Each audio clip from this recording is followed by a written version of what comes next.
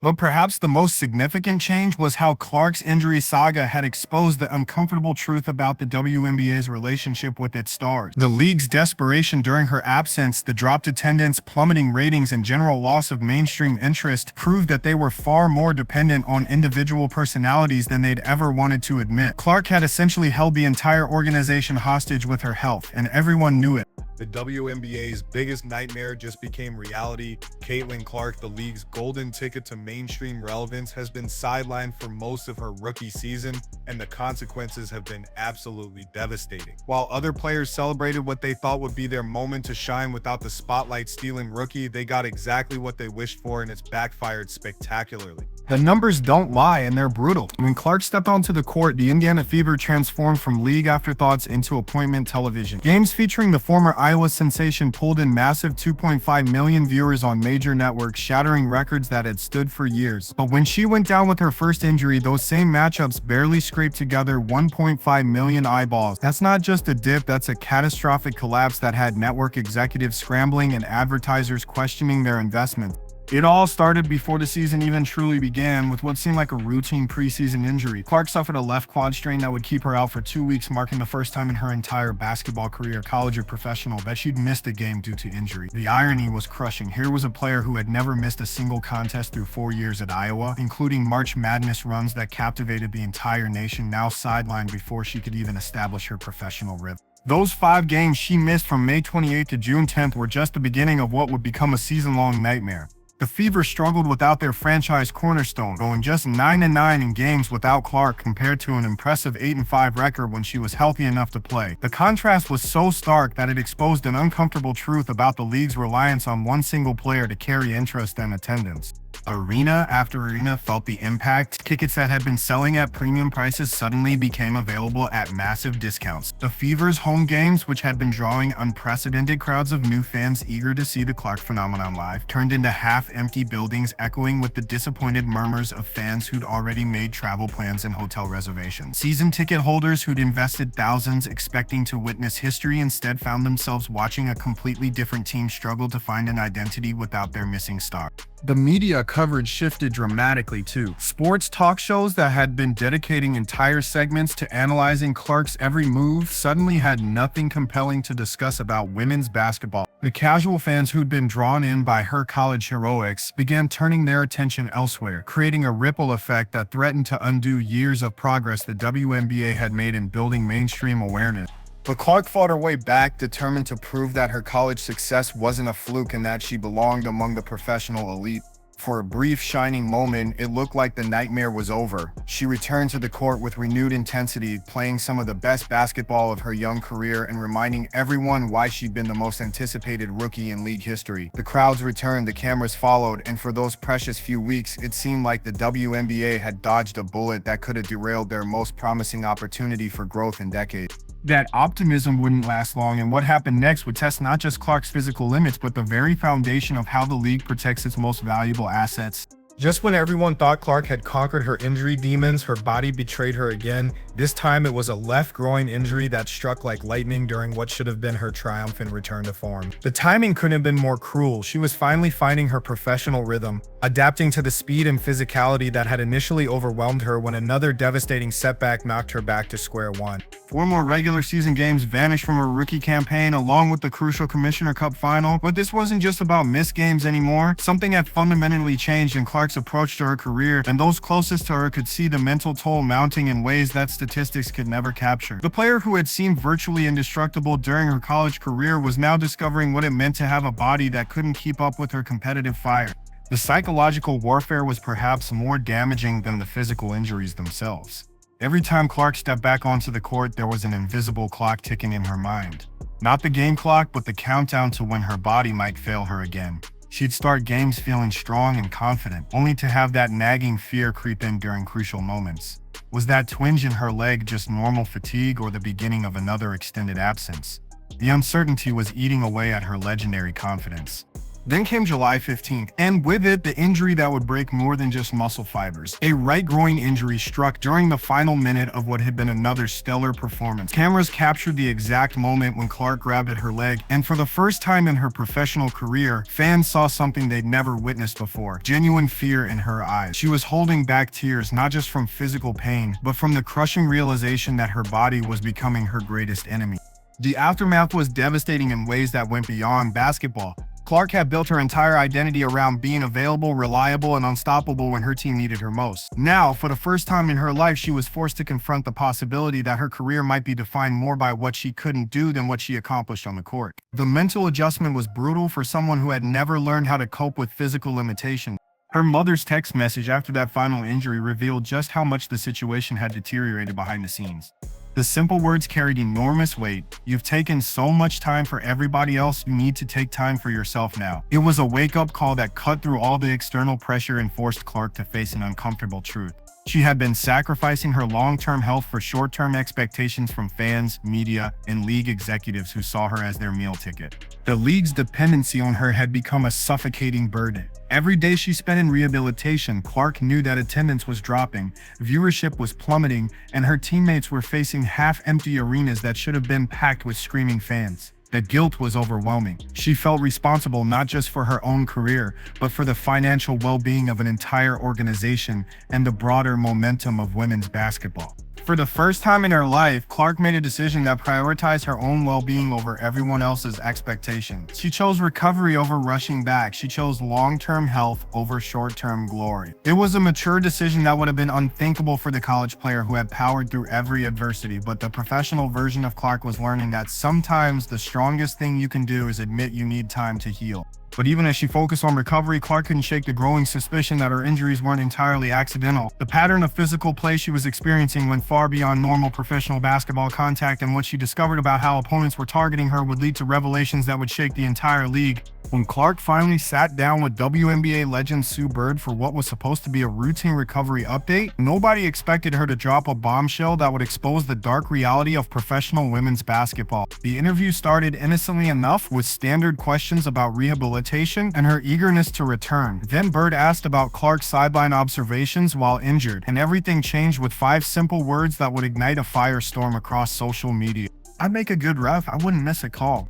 The delivery was perfect, calm, confident, and absolutely devastating. This wasn't some emotional outburst from a frustrated rookie having a bad night. This was the league's biggest draw, their golden goose, calmly and deliberately calling out the integrity of WNBA officiating on a national platform. The smile that followed those words was even more damaging than the statement itself because it showed this wasn't accidental. Clark knew exactly what she was doing. The response was immediate and explosive. Within hours, hashtags like "Clark was right" and "Fix the whistle" were trending across multiple platforms. Fans who had been silently questioning questionable calls for years suddenly had their superstar giving voice to their frustrations. But the most telling reactions came from inside the league itself. Multiple veterans reached out privately to Clark with messages of support, with one unnamed player telling her, "You just said out loud what we've been screaming in locker rooms for years." The league office went into damage control mode, but they were facing an impossible situation. Silencing their biggest star would create an even bigger controversy, but allowing the criticism to stand meant acknowledging systemic problems with officiating. Behind closed doors, executives were split between those who wanted to discipline Clark and those who recognized that attacking her would be corporate suicide for a league that desperately needed her star power. But Clark's comments weren't just about bad calls, they were about something far more sinister that she'd been documenting throughout her injury-plagued season. While sitting on the sidelines game after game, she'd noticed patterns in how opponents approached defending her that went far beyond normal basketball strategy. The targeting was systematic, relentless, and designed to wear her down possession by possession until her body couldn't take anymore. The evidence was everywhere once you knew what to look for. Opponents weren't just playing tough defense, they were implementing full-court pressure schemes specifically designed to maximize physical contact on Clark throughout entire games. Defenders were trapping her well beyond what tactical situations required, using excessive physical contact that officials consistently ignored. What looked like aggressive defense to casual observers was actually a coordinated campaign to break down the league's biggest star through accumulated punishment. Clark's college career had prepared her for competitive intensity, but nothing like this level of systematic targeting. At Iowa, she'd faced tough defenses and physical play, but there had always been boundaries that opponents respected. The professional level brought a completely different reality, one where wearing down the opposition's best player through borderline illegal contact was considered acceptable strategy, especially when referees turned a blind eye to the tactics. The injury pattern told the complete story. Quad strain from excessive contact during screens and drives. Groin injuries from defenders making illegal contact during cutting movements and transition plays. Each injury could be traced back to specific instances where opponents had crossed the line between aggressive defense and dangerous play, yet officials had consistently failed to make the calls that might have protected her. The most damaging revelation was how calculated it all seemed.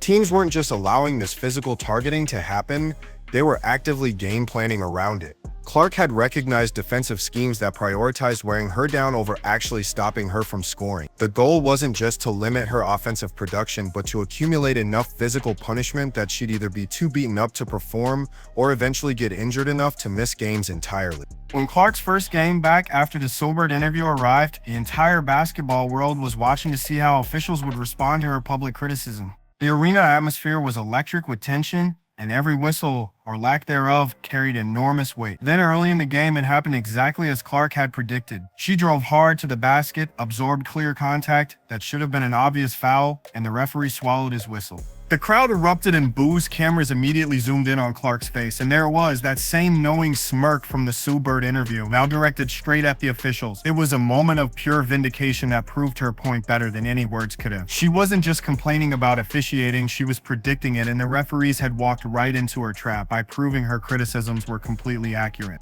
The psychological impact on opponents and officials was immediate and profound. Clark had essentially called her shot, predicted how the game would be officiated, and then watched it play out exactly as she described.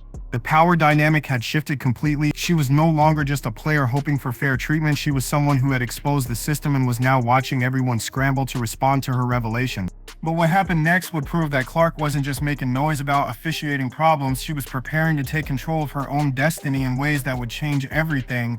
When Clark finally returned to full-time action, she wasn't the same player who had been repeatedly broken down by injuries and questionable officiating. Something fundamental had changed during those long months of rehabilitation and reflection. The naive rookie who had trusted the system to protect her was gone, replaced by someone who understood exactly how the game was really played and was ready to play it better than anyone else.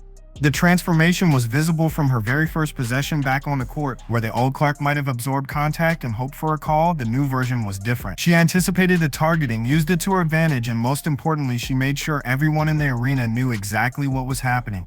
Every hard foul became a teachable moment. Every missed call became evidence supporting her earlier claims about officiating incompetence. The psychological warfare was masterful. Clark had turned her injury saga into the ultimate power play. Opponents who thought they'd successfully worn her down discovered they'd actually created a more dangerous version of an already elite player. She was no longer just trying to score and facilitate. She was conducting a real-time clinic on how WNBA officiating failed its biggest stars, and doing it while putting up numbers that proved her critics wrong. The most telling moment came during a crucial fourth-quarter sequence when Clark drew a legitimate foul on a three-point attempt. As the whistle blew and the arena erupted, she made direct eye contact with the referee who had made the call, gave a slow, deliberate nod, and mouthed words that lip readers across social media would spend hours analyzing. It was a moment of pure vindication, acknowledgement that she'd forced the system to work the way it was supposed to through sheer will and strategic public pressure. The ripple effects extended far beyond individual games. Clark's willingness to call out officiating problems had emboldened other players to speak more openly about inconsistent treatment. Veterans who had suffered in silence for years suddenly felt permission to voice complaints they'd never dared make public. The entire culture around questioning authority in the WNBA began shifting, with Clark as the unlikely catalyst for systematic change. League executives found themselves in an impossible position. They couldn't punish their biggest draw without confirming everything she'd said about the system being rigged against stars, but allowing her criticism to stand meant admitting that officiating standards had been inadequate for years. The solution became a quiet campaign to improve referee training and consistency, changes that Clark had essentially forced through public pressure rather than private complaints. The injury experience had also transformed Clark's relationship with her own career trajectory. The player who had once felt guilty about missing games now understood that her long-term health was more valuable than short-term expectations. She learned to say no to playing through pain, to prioritize recovery over immediate gratification, and most importantly, to use her platform to demand better protection for herself and future stars. The numbers told the story of her successful power play. When Clark returned to consistent action, the Fever's record improved dramatically, but more importantly, the quality of officiating in her games became noticeably more professional. Referees who knew they were being watched by millions and analyzed by someone who'd publicly called out their competence suddenly found ways to make calls they'd previously missed. But perhaps the most significant change was how Clark's injury saga had exposed the uncomfortable truth about the WNBA's relationship with its stars. The league's desperation during her absence, the dropped attendance, plummeting ratings, and general loss of mainstream interest proved that they were far more dependent on individual personalities than they'd ever wanted to admit. Clark had essentially held the entire organization hostage with her health, and everyone knew it.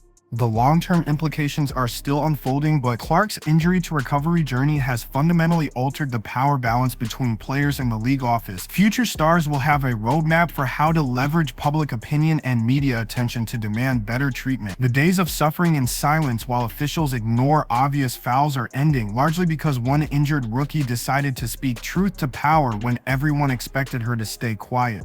The question now isn't whether Clark will stay healthy or continue dominating on the court, it's whether the WNBA learned the right lessons from nearly losing their biggest asset to preventable injuries and systematic targeting. The league got a terrifying preview of life without their golden goose, and the experience should serve as a wake-up call about the difference between exploiting star power and protecting the stars who generate it. Clark's story isn't just about one player's comeback from injury, it's about how someone transformed personal adversity into institutional change, used strategic vulnerability to expose systemic problems, and ultimately emerged stronger than ever while forcing an entire league to confront its own failures. The rookie who was supposed to be grateful for the opportunity instead became the player who demanded the opportunity be worthy of her talents.